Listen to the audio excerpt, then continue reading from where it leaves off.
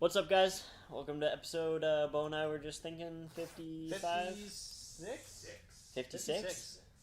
We're running a Skeleton Crew audio system today. As you can see, there's nothing here but this little guy. Nothing. So, we've had some technical issues. We hope you can hear us adequately. Let us know if we need to speak up or down. Yeah. And we'll go from there. Today we're talking about superchargers. We got us three here, and it sounds like there's an L walking in the room. There's a bear coming up here. There he is. I made it. Don't trip. So what's up, the Atom Project? What's up, Cool? What's up, William? I think you all know who we are by now. So we can just jump right into it. Works fine. What You steely did and recalibrated I it? used a spare. Oh, there we go.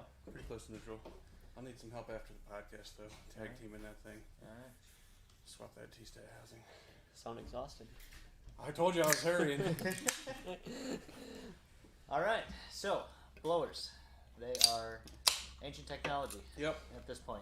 But We have turbo kits for every car that we support. Podcast done. Yep. See you guys. Yeah, it is really interesting. It is really interesting on how most of our platform cars, well, I guess not most, our favorite platform cars came with a blower. And we're like, no, we're going to...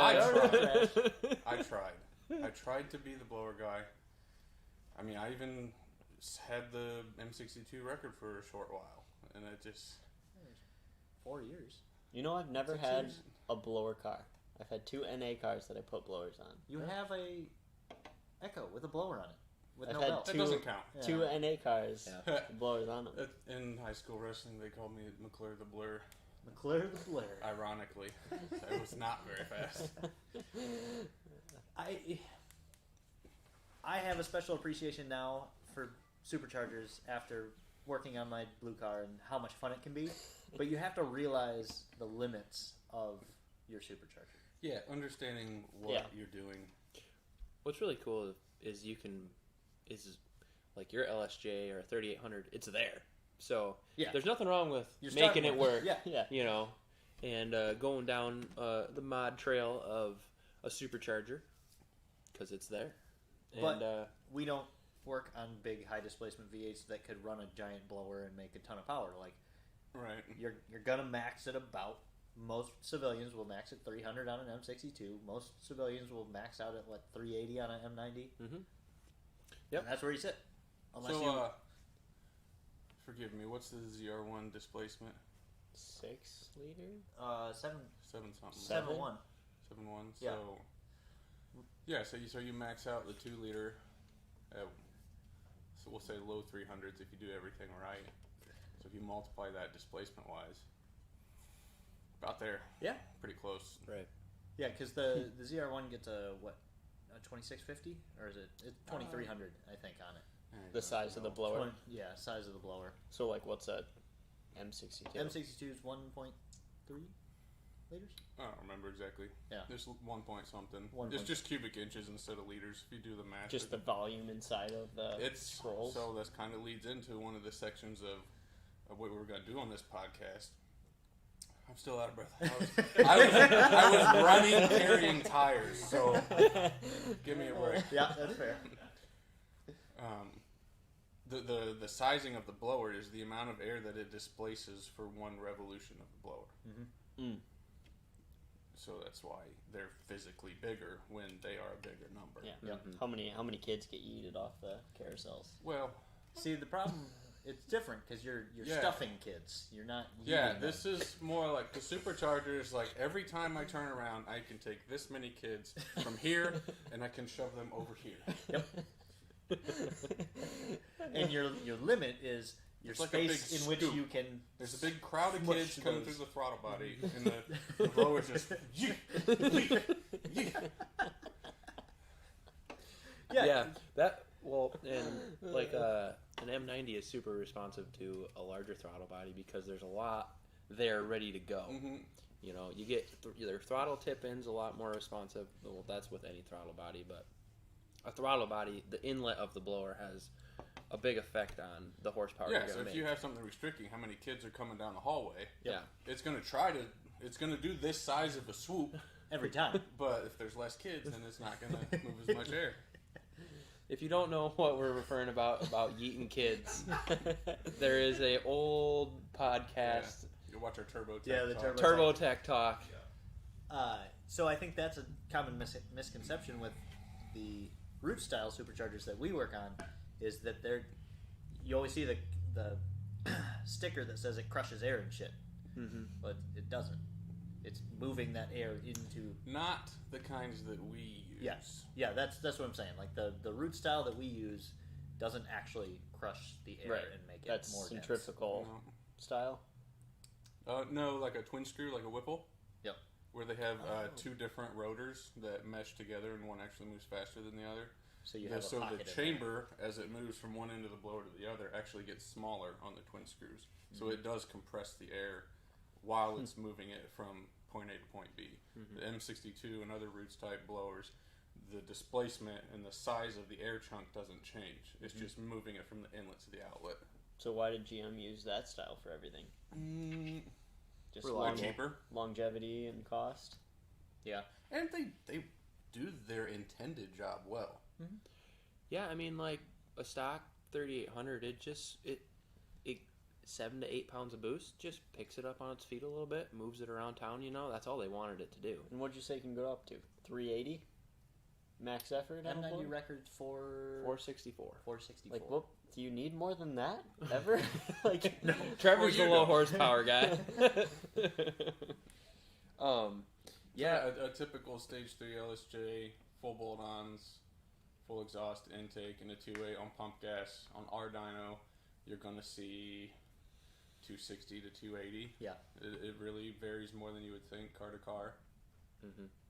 Yeah. Especially as the cars get older. Yeah. Yeah, Ethan, parasitic loss blowers, you're using your engine power to power your let's forced induction. Let's go into that real quick about the parasitic loss. Yeah, so how much it actually takes to spin that thing. Yeah, turbos are not free. They do choke up the exhaust, but the end result is an overall wasted better energy efficiency. is spinning it, not Yeah, somewhat. You're utilizing energy, a good chunk of it that would just be going out the tailpipe, and then you do lose some VE from the exhaust back pressure compared to like what a centrifugal supercharger would make. It's essentially a turbo compressor wheel running off of the belt. Yep. Belt-driven turbo. turbo. So many ways you can dive into this if you're wanting to nerd out about it. Yeah. But so how much does it suck? Would you say it's like deleting AC is the equivalent of your Al's yeah, I'll let you say it. Yeah, you so remember it right. What was on it? the spot. 2 podcasts ago, basically said if you take a M62 car on 80-pound injectors and a good fuel pump, you're gonna max that blower car around on E85 around 300, little more than 300 horse. You take your M62 off and put an S257 on it, you'll make like 500. Same amount of fuel. That's how much. And if it's the same amount of fuel, and it's the same air-fuel ratio, then it's the same amount of air. Yep. Also, or pretty darn close to it. So that's how much. That's when you explain it that way. That's when most people are like, "Oh." One more time out. Same amount of fuel, same amount of boost, same amount of air. Not the same amount of boost. Okay. I shouldn't say boost because boost is only a restriction of airflow. Well, we'll get into that too. Yeah. Same air fuel ratio. Right. So 100 wheel horsepower difference. Or more. 2. Yeah. In that example. Almost 2 on an LSJ. But, I mean, to make low 300s on the E85 M62, you're going to be running a 2.6 or a 2.5, or like a 2.6 with an ATI. Yep. So you're spinning the blower way faster than it was ever intended meant to be. Yeah. So, yeah, to think about all that horsepower you're using just to drive those rotors in the blower. I'll do this one for you. I turbo swapped the Regal this year. The same boost level. Let me back up. On the supercharged setup, it went 1401. at 96 miles an hour. Turbo swapped it with the same boost, and it went 12.4 at 115. That's a pretty good one. Yeah. 25 miles per hour. 25 miles an hour in 2 seconds. Did you change your fuel system when you swapped blower to turbo? No.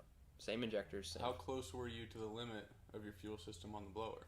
You know what? I don't remember, but not near. I'm basically maxing out a set of 60s almost right now. Okay. Yeah. We're getting there. Yeah.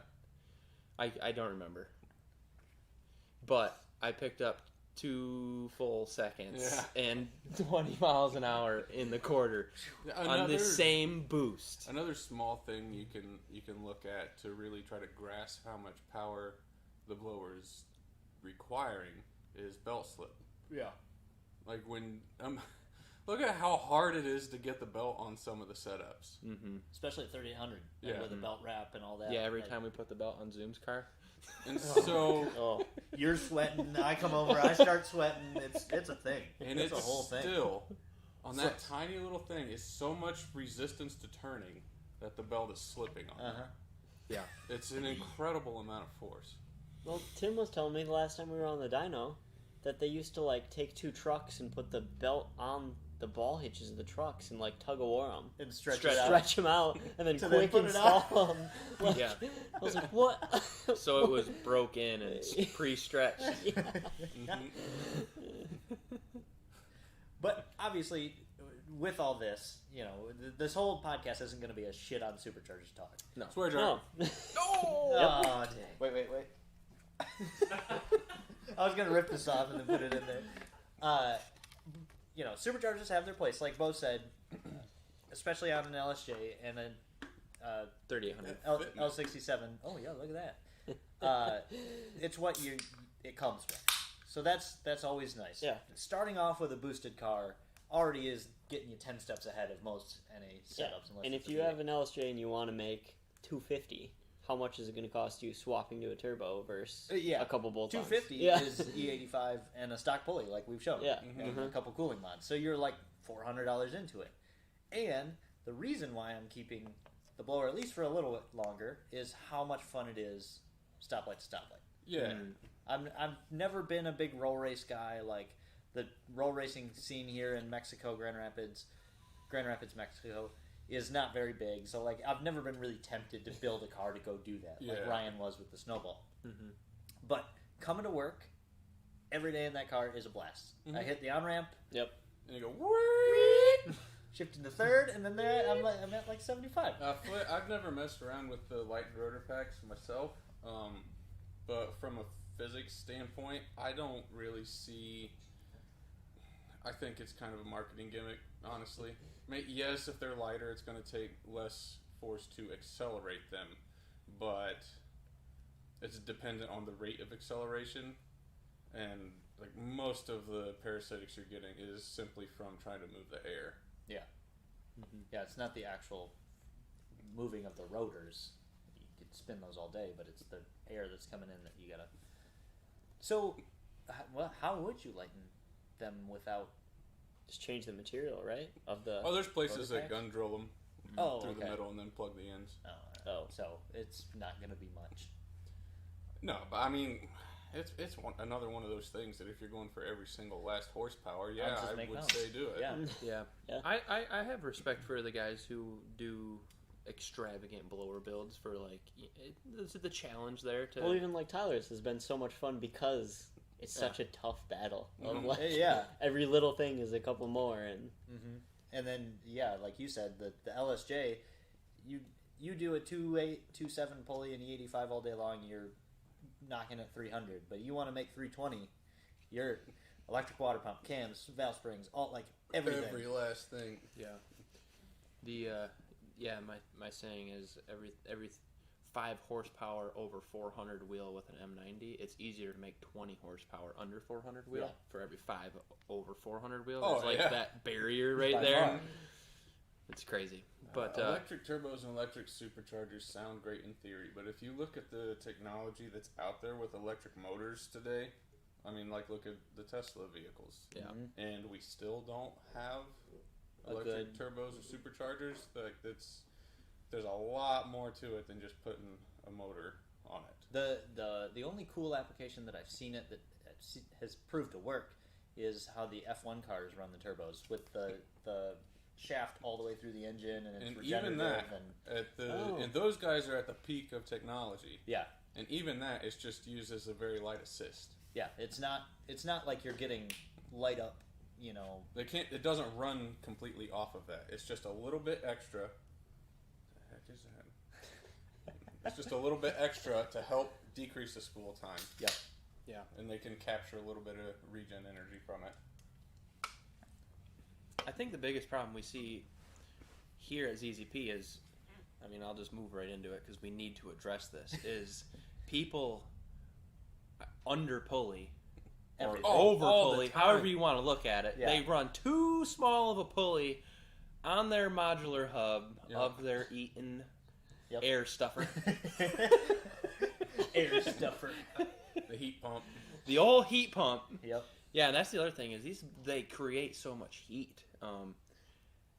It would be pretty wild to somehow get like a thermal camera in a intake manifold to watch and have, I don't know, something in there that you could watch it get hotter as the air starts coming in. You know, like start up the car and it's blue, and then it hit and it's just like glowing red. That would be cool. That would be neat because IAT2s on blower cars. That's what you're battling. Mm-hmm. Especially, I mean, a 3800 came without an intercooler, and I mean, we've ran tests in post or pre-intercooler of nearly 400 degrees of intake temps, and when you're not cooling that air, it's going right into the cylinder. Yeah, and that's why Grand Prix guys don't go to a 3-4 pulley right off the bat. No, you're just making more heat. And intercool your stock pulley first. Yeah, it's just literally hot air right in the cylinders. Hot air is not very dense. No. And it causes a lot of knots. Yeah. Some pre-detonation and things aren't That's happy. not a thing. It's funny watching you tune 3800s, and I look at, like, you know, my scans on my blue car, and I get like one little blip, like 1 or 2 degrees, and these dudes send in scans and they're like 5 across the whole bowl. The knock looks like the throttle position. Like, GPS and not going at the same rate. They nearly match. It's like, no. And it's like, well, it's a 3-4 pulley. I don't care what pulley. 16 pounds of boost is too much, buddy. Oh, Paul, I've seen that. Somebody did that on an M62, cooled the snout. Oh, yeah, I think Stegmeyer did some of that stuff back in the day. They're a popular blower modifying company. Mm-hmm. Because the snout generates heat. The tool keeps the bearings cool. Yeah. Some. I could see doing it as a longevity mod. Yeah. But it's not going to make not more power. Going to change your intake temps. No. Yeah, I'd always suggest whatever pulley size you think you need, bump it up 2 sizes. Yep. Get the car up and running. You know, if you're scanning with Al or Tyler or whoever, you know, your tuner knows whether if it's time to pulley it down or not based on the scan, not what you think your buddy ran on his setup 10 years ago. Because he was probably wrong. And you thought you need to go a size under him. Knocking all the way through the pole. Yeah. Cars are faster with larger pulleys 99% of the time. Yep. And faster for longer. That's another thing, too. Oh, yeah. I mean, again, you're fighting heat, but... And trying to get rid of it. Mm-hmm. Mm-hmm. And no matter what type of intercooler you have, it only has so much capacity to remove heat. Now, if we fill the whole cabin full of coolant and run it through the intercooler, what do we think? We get like 4 pulls out of that? Well, I mean, if you... I was thinking about adding like a duct off it with a little microwave. You could just like cook stuff while you're driving. You said 400 degrees. Bake a batch of cookies on the way to work. Pizza rolls in like 3 minutes. When GM made the 3800, they didn't realize they had invented the world's first air fryer. You put a little bleed port, take one of your vacuum lines and run it into an igloo cooler. Or make a flap on the intake manifold and open it up. Put your bagel in there. Go for a quick drive. Bing. Oh, yeah. Those old 3800 cars did have the best heaters of their time. Yeah. Mm-hmm. Like here in Michigan, I remember all the Grand Prix dudes had the best heat. 3800s, they have great heat and they have great AC. Especially the Buick models. They did have amazing AC. Yeah. My AC works great. Erica's old, what year was it? 04 LeSabre. That thing had the best. It could be 105 degrees outside, and you crank that puppy in like 2 minutes. You're down to 60. You're shivering like putting a hoodie on. My GT that I had was limo tint, and then limo tint down to the line on the windshield, which helps with the cabin temps. And on my long highway drives to school in the hottest days, it eventually would get to the point where I had the fan on 1, and I would have to take the temp dial and kick it off a full cold a few clicks, because it was just so cold in there. So, Al, I've heard you talk about, because I don't think a lot of people know you were a blower boy. I was. For years? Or not even years? Yeah. A couple years? Yeah. And I've heard you recently talk about your dream LSJ rip around town setup. Oh. It's surprisingly not a turbo. No. Does that still stand? It still stands 100%. That's why I keep pushing Tyler with his car. Yep. Mm-hmm. Stock pulley, E85, 75 shot. There it is. Now we get into what makes blowers work well. So see, we were talking about that intake temp thing. And nitrous, when it comes out of the bottle, is really, really, really cold. Really cold. So it's funny because when you spray even just a 50 or a richly jetted 35 shot pre-blower, it cools the air and makes the air so much more dense that you gain boost and the sound of the blower whine changes. Mm-hmm. Just It's from cool. how... Yeah, how have we not brought up blower whine yet? That's like their number one advantage. Well, we were busy shoving them into the dirt. I figured we'd save some of the good stuff for later. But yeah, stock pulley E85, I would not be surprised if we touched 350 with a 75 shot, just because of how much efficiency you gain. Yeah. Mm-hmm. Richly jetted 75 shot? Well, to be safe. Yeah, most important part about a blower car though is getting the air out. You know, make sure you have a good free flowing exhaust cam. That's the that pulls us back to the whole boost is restriction thing. Yeah. And whoever came up with that phrase was the same one that said that torque is hitting the wall, and horsepower is how hard you hit the wall, and torque is how far you take it with you. And that, you know, everyone in the room was drunk when the first person said that, and they're just like, yeah. Well, I still live by that, so correct me if you're wrong. You do. If If what? You're making me mad. I can't even say. Oh, how is a restriction of your engine not going to create more boost in the intake How manifold? much power do you think you would make if your blower provided 0 psi?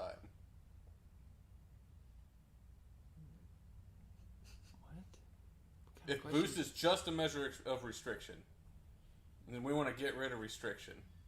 If your blower made 0 pounds of boost, how much power do you think you'd gain over NA? I don't think we're going to gain any with No, zero you're boost. probably going to lose some because there's still some parasitic spinning Yeah, the but you're max. spinning that bad boy. So yes, boost is, in certain context, a measurement of restriction. But it is equally, if not more importantly, part of what's used to calculate air density. Mm-hmm. That is the important part. So where I was getting with that is you have to have boost. Otherwise, the blower would not do anything. Mm-hmm. Like if you're... So displacement of the blower, right? Mm-hmm. If it was the same as the engine, okay, and you ran the same size blower pulley and crank pulley, there would be no boost. Yeah. It'd be taking this much air and moving it to here, and then the piston would be taking that and pulling it in the cylinder. And there'd be no boost anywhere, and it'd be exactly the same air going in the cylinder as if it was NA. Mm-hmm. So you have to spin the blower fast enough that it is displacing at a higher rate than what the engine is consuming. Mm-hmm. And the engine is the restriction. The engine is the restriction. Yeah. But Causing thinking the of boost. your engine as a restriction. Causing the boost. The fact that it displaces less than what the blower is what causes boost. Yes. Yeah. But people always say boost is a measure of restriction as if it's a bad thing. I guess I just get the restriction part as if you put a 3/4 pulley on your car or whatever your stage 1 pulley is, and you don't have a exhaust mod. That is your restriction, so you're going to have a lot more boost in the intake manifold. Mm-hmm. That's the boost is. What is the saying? Measure of restriction. Yeah. Not a So measure it of is, power. but that's not all it is. Yeah, that's I understand my point. that, but they go hand in hand. Right. So it also depends on the context. So when you use a phrase like that, or when people are talking about that, you have to look at a specific setup, and then that's the boost is like the value that you're measuring, and then you can change other things to change that boost number. So like, there's been times where people are like, I want 20 psi out of my stock pulley M62, and I'm like, well, go jam potato in the tailpipe and drill a 1/2-inch hole in it. There you go. There you You're go. good. Now you got 20 psi, but it's not flowing crap, is it? So now we're on the other part of the equation. How much air is actually passing through the engine? Yeah. No kids going in there. Yep. One Yep. kid If at the a kids time. can't go out, you can't push more in. Ethan, we should touch on his question here. Porting blowers. Massive. It helps a good bit. Yeah. It's another one of those things that it's like a every last horsepower type of thing. I mean, you're not going to gain 50 horse out of it. Mm-hmm. But I've done dyno tests. Flit has done a lot of dyno tests. Billheimer and Cat 5 has done a lot of tests on cars, and there are gains to be had there. You'll see, an increase in flow, and you'll see a slight reduction in intake temps. And that's definitely something that I recommend people do if they're going for every last horsepower. Send your blower out to Josh. Cam, putting a LSJ supercharger on a 2.2. I had a 2.4. That's an awesome setup. We sell a kit. Mm-hmm. Buy it and put it on.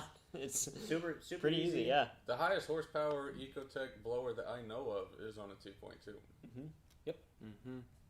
456 wheel. Before we leave the porting a blower thing, if there's any 3800 guys listening, there is a lot of gains to be had porting your Gen 3 M90, but it's usually way more efficient, Just to go to cost saving. I mean, everything better just to switch to a Gen 5 blower, which is basically about as good as it gets the way GM made it.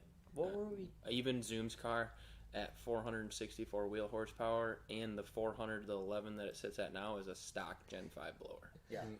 What were we just talking about? That you were complaining they never run Gen 5s. Oh, the J Series guys. The Honda guys. Honda guys. Yeah, Yeah, they J Series. run. They red always grease. got a Gen 3 blower, and I'm like, there's a better one! There's a better one! Wonder why. I don't Just know. available What they to get in the junkyard, yeah. Because Yeah. the Gen 5s were only 04 plus Grand Prix, so a Pretty little hard to find now. They're normally double the cost, too.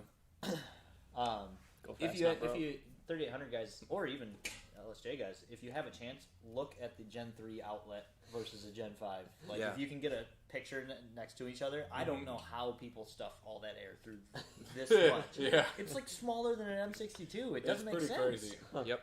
Well, the M62 is a Gen 5. Oh, that's now you just know. the generation of Eaton blowers. Yes. Oh, okay. So was there a Gen 3 M62? On what? We're I don't remember exactly. We had some here at one point. It's not the Series 1 3800, is it? I thought that was an M90. So where's the Gen 7? I don't remember. I think They it's stopped. an didn't. M62. They stopped at 5. I don't remember. But to Turbos. carry on with the boosted restriction thing, where I was getting with the variable thing. So, if you have a certain car and a certain setup, and you're looking to improve the efficiency of the engine to gain power, that is a context is when you would look at the boost as a measurement of restriction. Mm-hmm. So now, if you change your exhaust and increase the efficiency of the engine, you'll see your boost pressure go down and your power go up because you slightly increased the airflow into the engine, and you have also, by reducing your boost, slightly reduced the parasitic loss that the blower is using to move that air. Yeah. So it's two ways. And when there's less boost, your intake temps are a little lower. Yeah. So there's 3 different ways that you gain power in a context where that you were just looking at boost as a restriction. Yeah. And that's why we always tell people you want to keep your supercharger in a certain range because that's just like a compressor map. It's the efficiency range of the blower. Yeah. And that's where most people get the boost as a restriction, measure of restriction. But yeah, on an M62, it's anywhere from 12 to 17 pounds. Like my blue car makes like 11 because it's on a stock pulley and a free-flowing exhaust. Yeah. But my intake temps are amazing, so it's great, and I can run a crap load of timing. Yep. And that's actually something we were talking about the other day. On a 3800, you said you would take another pound of boost over more timing, and from my experience, I would take more timing on an LSJ over more boost. And that might be a question for you. Up until you're around like 20, 21. Jesus. For an LSJ. That you've made 21 pounds on an M62? No, degrees of timing. Oh. I've seen over 20 on an M62 with a clogged cat. Why larger throttle body on LSJ is not a very streetable mod by the Edom project? Well, why is it not very streetable? Yeah. Because there's only one that fits, and that's just how it works. And the LSJ PCM is not very smart. The plug happens to be the same. The pinout happens to be the same. But it's, ECU doesn't like it. It's just on-off, right? There's not a ton of adjustment there, and it's considerably If you could change larger. the throttle blade versus pedal position, then you could make it way smoother. But if you look at like the cross-section area increase when the throttle blade cracks open, when your blade is bigger, it's a much bigger jump at the same angle change. So if you move your pedal 5% on the stock throttle body, you might get, say, 20%. Or say like 20 square millimeters of air. But if you do the same thing on an LS4 throttle body, it might be 45 square millimeters of air. So that's what makes it jumpy. It's not really a problem with the throttle body itself. It's a lack of being able to adjust for it. The control's not there. Yeah, that's what's nice about 3800. You got that cable. Yep. I missed that on the last podcast. We'll throw it in today. I was so mad. So, wait, when you said up to 21 degrees, you're saying over 21 degrees of timing, you would rather take more boost? Yeah. Okay. Generally. On just a blower setup or anything? Anything, really. Okay. My car made 743 on 19 degrees of timing. Yeah. It's pretty solid. I mean, if timing is the only thing you have left when you're going for power, then obviously, you're going to increase push it. up there. And you don't want to run timing too low either. You want to be up to I'm not going to get into that, but you want to be at a certain level to where you actually have efficient combustion happening. But I would much rather keep the timing in a very safe range to account for random oddities, mishaps, and I know Flit is familiar with the phrase "let the boost do the work." Yeah, it is kind of the way that I approach things, and it's worked well for me. You're leaning on the engine a lot. Yeah, just because you can run 26 degrees of timing doesn't mean you should. I mean, most people that do that doesn't actually have the car on the dyno and seeing what it does. Yeah. And if you're only gaining a horsepower or two for each degree you add, don't put that degree in there. Yeah. Maybe I need to put the blue car back on. On the dyno? Maybe. Well, that's like 27 off the top end. But it's a stock pulley, so... Yeah, you're not hurting anything on that. No. But throw it on the dyno, and then cap your timing table off at 24. And see what it another does. pull. Yeah. Probably won't lose as much power as you think. Okay. Somebody brought it up, meth injection in blowers. Now, generally at ZZP, we like the idea of meth if you don't have E85 available. Yeah. Like it can be a good octane booster, but then on a blower car, it's doing some of what nitrous would do A little bit. when properly set up, and that's reducing the intake temps. But and it's high octane. yeah, but to get the high octane, you have to run a lot of actual meth, and then I know Flit has done a lot of testing with water meth injection because they didn't have E85 available for a while. okay, and he's done testing with a lot of different mixes of it too. My personal testing that I've done, I have never had a scenario where 50-50 performed as good or better than straight meth. Yeah. But straight meth is dangerous. Yes, it's like a bomb Yeah, wherever you're storing it. It's fuel, and it burns clear, so that's kind of dangerous. And it's odorless too, right? Not Or do odorless. they add stuff to it? I don't know. I've never smelled meth. It's myself. kind of rubbing alcohol. Can you say that on YouTube? I don't know. Dang it! Number 2! Now, so on that note, if I didn't have E85 available and was doing meth injection on a blower car, I would treat it as a separate fuel system. Yeah. Mm-hmm. I would use a fuel cell and a fuel pump and fuel rated lines, so that way everything is safe, and run straight meth in it. Yeah. Now, the other thing I like there is when you have it set up like a fuel system and you're controlling everything well, you can run enough of it to where if the system fails, you don't blow your car up, because it's so lean that it can't hurt itself. It just falls flat on its face. Yep. Yeah, if you're relying on that just a little bit, and then you lose it, then you're in the actual lean danger zone. Yeah, like say 10% of your total fueling, and this is not exact. Don't get nerdy on me. But let's say 10% of your total fueling and watts coming from your meth system, and it fails. So your AFR is going to kick up about a point. Or so, maybe a little more. And if you're on the edge, and that's still rich enough that it's still going to combust, and bad things are going to happen. Especially if like say you're somewhere like high elevation where you're limited to 91 octane, and you're running 22 degrees on your LSJ, and your meth system fails. Bye-bye pistons. They're done. By the time the knock sensor reacts, it's just telling you what already happened. It's too late. There is no correcting in time. The only thing you could do is go back and be like, yep, that's where it failed. That was the moment. right there. We might have to send a sticker back to Flint or something. Thanks for taking care of all the chat questions for us. He's very experienced with methanol. Yeah, the guys and blowers. The guys who run meth, they're like, that's their Lord and Savior usually. There's a lot more that goes into it than just throwing a kit on. Yeah. But most people don't want to put the do time that. into doing all that. I got another point if we're ready to move on. Just thinking through all the things of, normally we get the blower people that are sitting on their thrones defending it to the end. Yep. Next point is a power band.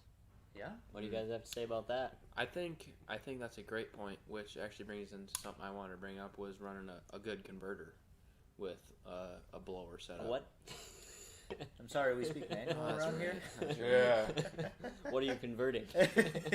So GM loved the parasitic loss of the blower so much. They're like, let's do this before it even gets to the trains. No kidding.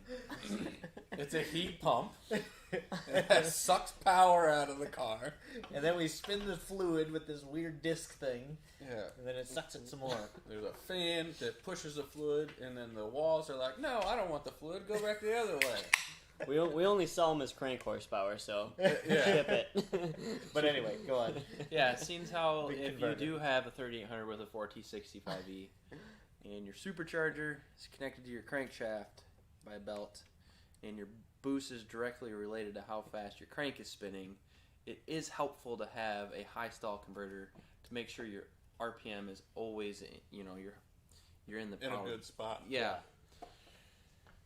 And when you're building, if you're gonna build a 3800, like a nice M90 setup with a cam and stuff, make sure you don't overlook the converter. We got a 2500 stall, a 3000 stall, and a 3500 stall now. Oh, yeah, that's new. Oh, yep.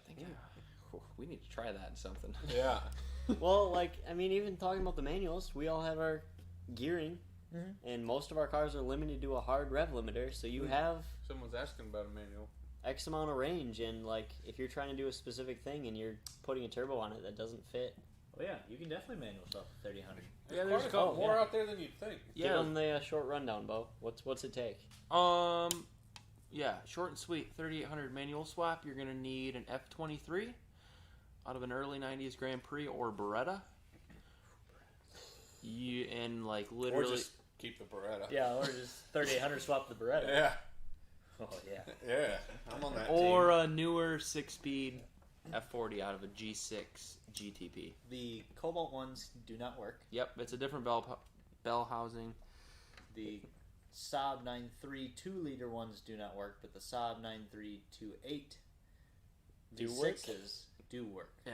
It's a different bell housing. But yeah, Bo may or may not be doing it. Seems to be like the best way to do it is go out, find an old manual Grand Prix or Beretta that's in the yard or cheap, and you're going to need to salvage literally everything from it, including the shifter and the clutch pedal. Yep. Yeah. So. And don't be, if you are seriously considering it, don't be afraid of the F23. We have proved, and we've had customers prove, that the F23, even though the number is lower, it is not a inferior transmission. If you look through GM vehicles, and when they come out with the new transmission, it's rated slightly higher than the engine in whatever car that trans was designed for. Yep. It is not an actual... They just say, like, They got real lazy with the ratings of these This makes 200? All right, 23. This makes 350? All right, 40. Like, that's just kind of what they did. Yeah. But the F23 has the better shaft design that the F40 has that the F30 lacked. And that was the F35's big design downfall. But yeah, we always hear the LSD thing. Just want to touch on Ethan's comment, but Matt's car still open diff is open diff. Open diff running 8s. It's not as important in a drag car that as long as the car's set up right and the track is good. Yeah. If it's a spotty track, you'll have problems. Yeah. Now been there, done that. My car's open diff too. Road course cars, LSD all day, like that's a no-brainer. Yeah, if you're turning corners, yes. But if you're going in a straight line and you can get both wheels to hook, open diff is fine. Well, yeah, as far as drag racing goes, as long as the car is balanced fairly well and the track is prepped evenly, and you're running a slick, drag slicks gain tractive force with slip up to a certain percentage. So we thought it was 20%. We don't know. It's a ballpark. So up to a certain slip percent, as long as you're not completely annihilating the tire right off the hit, they will self-balance on a properly set up and properly prepped track. Yeah. The LSD is really just going to help you when something goes wrong with the launch, which happens a lot. Yep. I mean, there definitely are times I wished I would have had it, but, you know, there's certain scenarios like where there's spotty track prep where it could have made handling the car worse. Yeah. If it's grabbing more on one and tire you're than pulling, the other. Yeah. Yep. But yeah, on the power band thing again, like, I wish we could overlay a graph, but I, like a lot of people, thought of turbos as, like, let's say a 7163 Ecotec. I thought that's just how all turbo cars was. No. And I was like, oh, superchargers are cool because you have the first half of the RPM that makes boost. Yeah.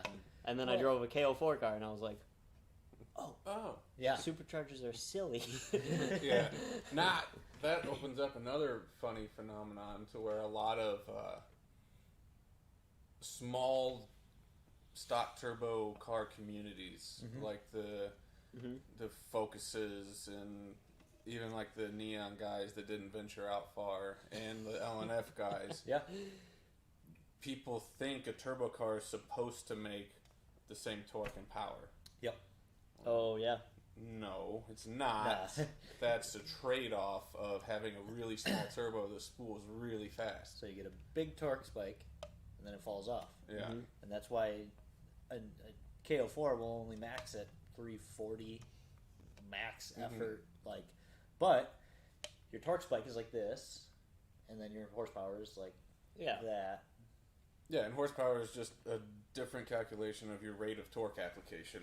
That's why, generally, if you have flat torque and your RPM keeps going up, then your horsepower will keep going up to infinity. Which, when Tyler and I talk about road course people, the big argument is, linear power band, way better for road coursing. But, if you have a turbo that from 2,000 RPM to 8 makes the same amount, flatline, essentially. Yeah. That's still going to be better for turning corners and exiting. Yeah, a flat torque curve is... theoretically makes the car easier better. To handle. Yeah, it's the best you can get. When you look at your dyno sheet, the torque number is what will cause you to lose traction. Yes. Yeah. So if you can have flat torque on a vehicle, then and you can easier. handle that amount of torque through your tire and suspension setup. Yeah, keep revving it farther. You keep making more and more power. Yeah, and that's the game that the front wheel drive half mile guys play. We try to get the torque as flat as we possibly can. For less slip. Ramping boost, ramping timing, doing whatever you have to do. You get the torque as flat as you possibly can, and then you bump that up until you're on the edge of losing traction, and you maintain that for the entire gear. Yeah, and then you want those bump tires it up, like and you do the same thing on the next shivering. gear. Shivering out on the edge of traction. Yeah, calculated slip is shiver. Yep. Yeah. Ryan Wallstrom, I said 340 as like a normal civilian. What did we make on our KO4? Matt made over 4. Yeah, but you don't want to do that. No. Nah. Oh.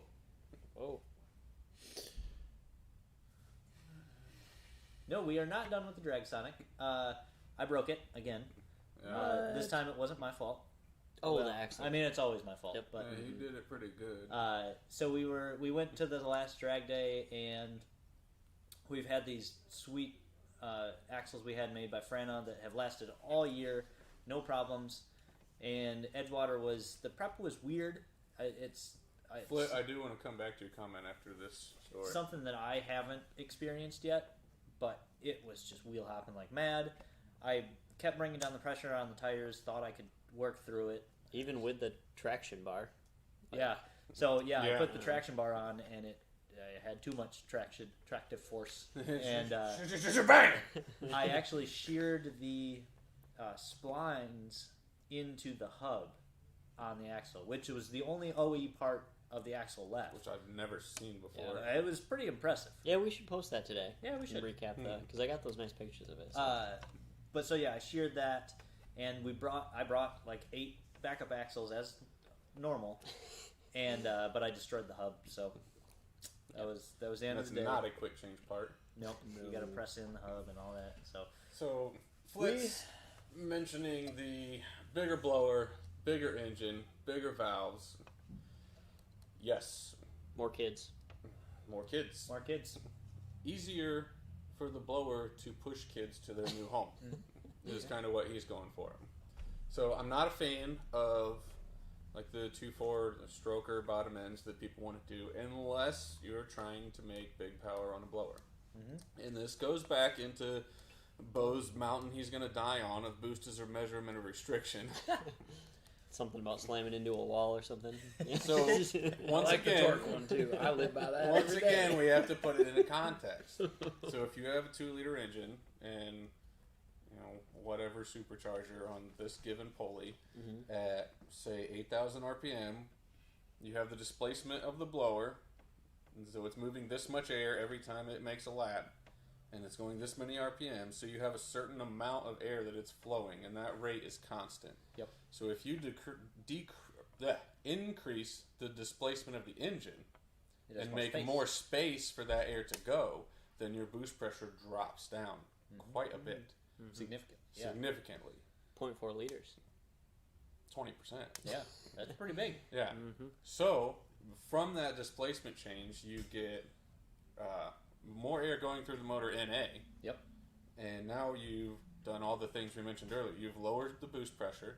So you've reduced the parasitic loss on the blower, you've brought down your intake temps, and you've increased the flow through the engine by increasing its displacement. And that's a very effective way of doing it. Now the problem is the 2.4 cranks. Yep. They usually will end up shaking the reluctor off. And it doesn't really matter what you do. You can try welding the bolts in. It doesn't matter. How many did Tim Tim go was through? going through an engine like every 3rd trip to the drag strip. No thanks. But he was spinning it to 9 because Tim. That would be a lot of fun. Yeah. That would be a lot of fun. As much as I wish my 2.4 was a manual, because that car ripped, and if it didn't have a 60 horsepower loss through the auto, I'm sure that would have been sweet. It's really not worth not doing the car we've done a billion of. Yeah. There's so many weird little. Now, if you could still get the and Eagle 2.2 cranks, I think that would be a good route to go. Yep. Does Mike have one of those? No. No. Stop I crank. thought he did. They made him for a minute and then stopped. They made them for quite a while, but they started back in the J-Body days. Yeah. We're at last 10 minutes, guys, so ask us any questions about Superchargers or anything, really. Yeah, before we just go on to our last 10 minutes, we'll keep talking, but yeah. I think the 3 major points of this podcast are what Al's touched on twice now. No, I do not think 600 is possible. No, I don't think so either. Maybe Supercharger is glorious. 9,000 RPM on a supercharged setup, that would be pretty freaking cool. Yeah, he's been there. I've been there on accident a couple times. What engine? Mine. Or Flint's? LSJ. Really? Yeah. Whew. Oh, yeah. Well, unlike somebody, you can take a LSJ past 8192. Yeah. We'll refrain from name calling, but yeah. Also, anyway, we have. Oh no, I was just saying, Al's touched on the 3 good points twice now, and yeah. Don't forget to check out Gen 3 and Gen 5 M90 blower dress-up kits. Oh, yeah. We should have opened with that. I thought about it coming up here. Nice plug. Totally forgot. Yeah, seriously, guys, we got full, complete, every single bolt on your M90. Gen 3 or Gen 5. Yep. Looks real nice, and if you're in there, get the chassis one, too. Yep. Yeah, the chassis one's sweet. Bo and I were talking about the M91, but the chassis one is real cool. It is the perfect project. You don't want to mod your car anymore. You're done. Maybe you're saving up for something big. Everything is working well. You're trying not to break it. But you want to wrench on something? You want to call 2 of your buddies, hang out in the garage, have a couple beers, and just like tinker. Yeah. That's the night. If you want to just sit around and take bolts out and put them back in, we've got the kit for you. And it's great because if you take one bolt out at a time, you don't screw anything up. Yeah. Like you just one out, one back in. That's how I did it on the 30 on the. You don't even have to know what you're doing. Taking all of them out at once. Don't do that. Especially if the snout is still on the belt. And the belt wrap too. Yeah, you'd have to do the. Oh. Yeah. Yeah, you could hurt yourself doing that. Yeah, it wouldn't be good. Especially if you started from the belt end and then you got to that last one.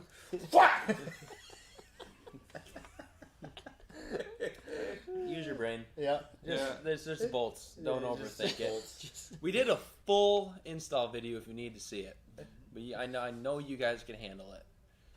Yep. Well, I'm assuming Mess It Up Matt is Matt Kizano. Snaps that up. And he's got a 1.4. And he knows about snapping bolts because the 1.4 head is the softest head I have ever attached anything to. Yeah. Everything on that is 71 inch-pounds, and if you go to 72, it's stripped. It is terrible. Ask me how I know. Oh. The Adam Project? See, these are real soon. These are things you're that up next. register Don't in worry. my head when you're like, "Hey, you want to buy my Sonic?" Yeah, like, I know. How many bolts are stripped in that head? How many did I retap and put M8s in?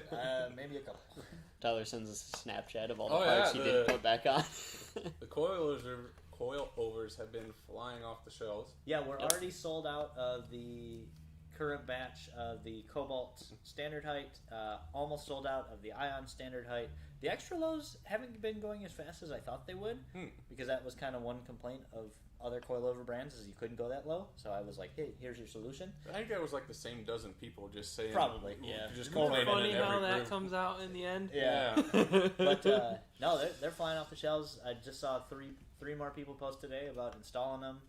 We have Kappa coilovers, so Solstice Sky. Those are shout out Parts Panda. Yep, those are on their way. Slingshot, Sonic, Cruze, Camaro, and I need to finalize ATS. So we're gonna have the whole gamut. And all these have over a year of testing on a car, 20 feet away. Yeah. Mm-hmm. So then, once I finish all that, hold on. Turbos are for people who tolerate waiting. You need to come ride in my car. I have a EFR 8374 on that thing, and it's when I drag race it, face. there is no waiting at any time ever. It's 30 pounds on the line and 40 between shifts. There's no waiting. The Codith, I have no idea who you are, but turbos for when waiting driven wrong is for people back working on like carbureted small block days. Yeah. Modern turbo tech and what we can do to get turbos to spool. There's that's why we have stepped away from Superchargers. Yeah, 10 years ago I'd agreed with him. 100%. Yeah, but we should do the things that You we're put a able watt to box do in a now, 257 on, and it'll drive like a KO4 car. Like if you know what you're if doing. you know how to drive it. Yeah. Your Let's do power a- bench shifts, so your driving has to shift, and most people forget that last part. Eric, make a note. Let's do Might go away. a Wednesday video tech talk of Al talking about turbo lag. Yeah. If you want to see how turbo lag is fake, watch my turbo car next to his blower car. Also true. But you do have 1.8 more liters. Oh, I do. Yeah, I do. And he's got that second heat pump. Yep. Yeah. The converter. Yeah, the converter. It does create a lot of heat. Atom Project, we've finalized the Model 3 coilovers too, so Oh, yeah. we've got them on our Model 3. They're sweet. We've got an awesome billet lower mount that we make in-house that is just beautiful. And It's actually gorgeous. It's really cool. so And every single autocross we take it to, it just dominates. it does thing. It makes. Oh, I just love how it makes people scratch their head like, why is my fully spec'd out car getting Can we whipped change by the noisemaker thing to be like a weed eater sound or something like that? Yeah, the Model 3 slaps. Yeah, that car does slap. And it looks great lowered. does, too. Like slammed on its nuts. And still drives nice. Yeah. So I've heard. I don't drive it. It scares me. Yeah. Al doesn't like technology. Nope. Except for turbo technology. Except for turbo technology. Big fan. And PDMs and full And standalones. nitrous. And nitrous. And nitrous. Is there any nitrous technology been out lately? A couple years ago. A couple of years ago. In Nitrous 1995. I think it was Nitrous Outlet came out with the interspooler. The interspooler. Yeah. Ooh, what's that? It's a little double V-band clamp that goes right on a turbo outlet, and it's a fogger ring. Oh, that's cool. Yeah, it's pretty cool. Why don't you have one of those? It's only for real big turbos. We're talking like 90 mil. like diesel truck stuff. Yeah. Yeah. Yeah, they do Dang. need that. Gumby, I got the seats from Al, who got the seats from Noah. They are just stock L&F seats. Jason, Why is it, you don't even have an M62, Jason? Yeah, he does. He's He back does. to the. He went back? Well, no, in the spring he's going back. He has has the a TBS TBS on on it it now. Oh, he's just like, The H62 is in its final home. did it end up there? Yep, All right. as it was supposed to. Yep. Jason, I would like to get out there racing a M62 LSJ car with you this next spring. I really want to take the blue car out. I think it'll be a lot of fun. To the drag strip? Yep. Give Rip. it slicks. The Oh, yeah. axles will be fine. Oh yeah, no, I'm not on street tires. Only slicks. Only slicks. alright, fair enough. But yeah, So there's the a lot of LSJ guys is going to that- be the do-all everything next year, huh? it's gonna be going to the road course. It'll be going to the drag strip. It'll All be these fun. blower many- cars. Pounds of nitrous do we need to run a full session at the Oh road God. course? Well, if you account for one, let's say one. You only need it on 2 straights of Gingerman. Really? No, I would spray. Every So- corner. No. So I would spray 11 to 12, so the long back straight. Yep. 12 to 1, and then I would do 3 to 5. The little squiggly thing. No. So you go here, go up, and then it's like And every once in a while, you gotta give her a little squirt, Little just to squirt, cool yeah. things down. Actually, if you had your suspension set up, you could do it on 8, 9, 10 too. That long swooper in the back. Oh boy. No, That- that one is scary. That in the Camaro, when the Camaro is not out of control, is so much fun because it's just a controlled slide the whole Yeah. time.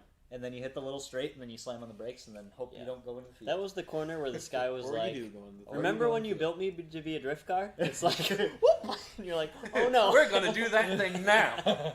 Well, and 10B is a up, like it's a It's like a toilet bowl. yeah, kind it's of like thing, a toilet yeah. bowl. Hmm. So you lose traction like immediately Mhm. as you hit the bottom and start to go up. So you Yeah. just slide. You feel good going in. and then it And then it's straightens like, out. And whoop, whoop. There you go. Yeah, So- I need to finally get out there next year. yeah. Yep. But then it's like the longest straight too. So 20 you're like pounds? fighting because you're like, I want the mile per hour out of the Yeah. corner. We might have to hook up that second bottle. Might have to. Might. Might have to. We'll see. All right, boys. I Good got stuff podcast. to do. That's Thanks some for hanging blower. out. That's some blower jib. I gotta put some snow tires on so I can drive wherever I want. Let us know what you Yep. want to hear next. Driving moon. Snow tires. Snow tires. Everybody have a great weekend. Yeah, have Yeah. a great weekend. That's about it. I'm going to work on that dumb Sonic. Don't strip any bolts.